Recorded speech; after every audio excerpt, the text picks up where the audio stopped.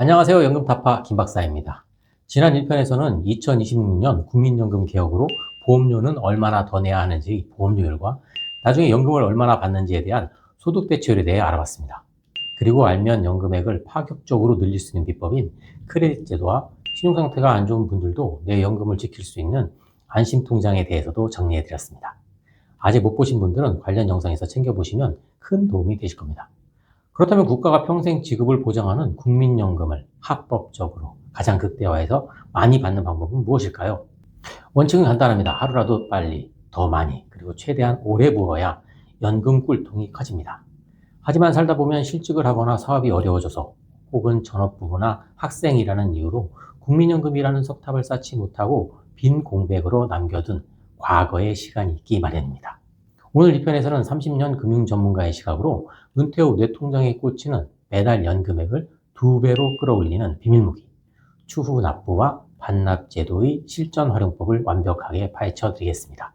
국민연금 추후 납부의 마법, 최대 119개월의 공백을 메워라. 국민연금을 받을 수 있는 최소 자격 조건은 가입기간 10년입니다. 만약 이 기간을 채우지 못하면 노후에 연금이 아니라 그동안 낸 돈에 약간의 이자만 더해 일시금으로 돌려받고 국가와의 금융관계는 끝나버립니다. 참 아쉬운 일이죠. 이때 10년을 채워서 연금 수급 기회를 살려내는 방법이자 이미 10년을 채운 분들에게는 연금 수령액을 드라마틱하게 올려주는 제도가 바로 추후납부입니다.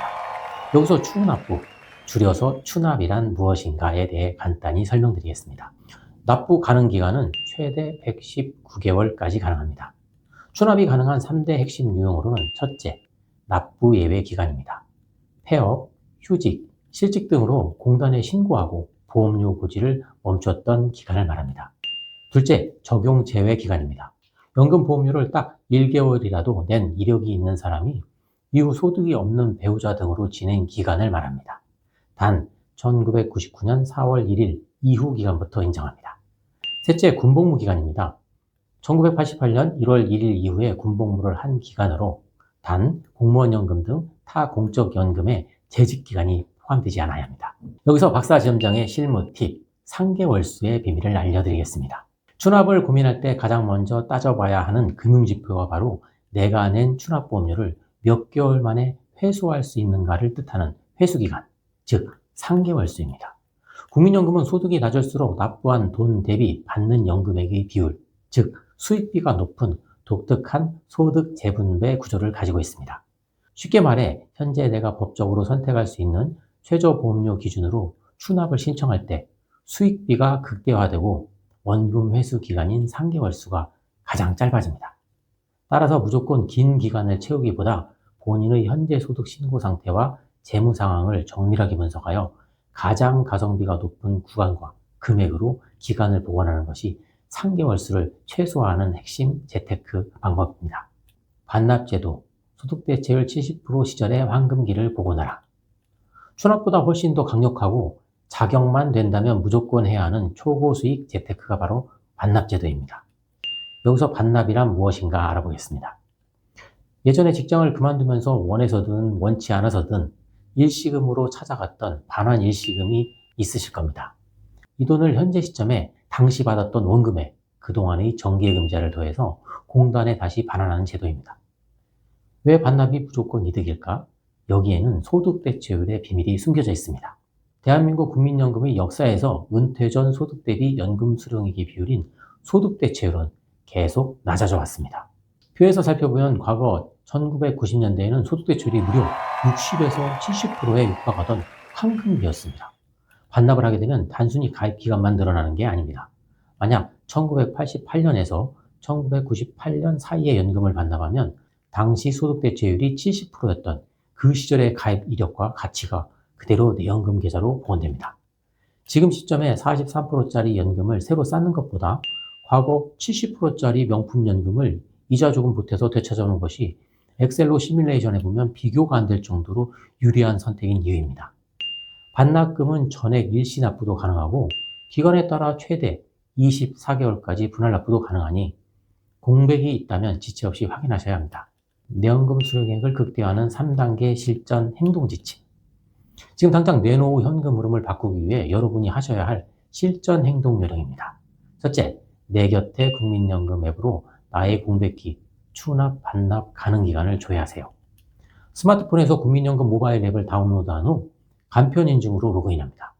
가입 내역 조회 메뉴를 통해 내가 과거에 청구해서 받아갔던 반환 일시금, 즉 반납 대상이 있는지 혹은 미납이나 납부 예외로 징검다리처럼 비어있는 기간인 추납 대상이 몇 개월인지 눈으로 직접 확인하는 것이 첫걸음입니다.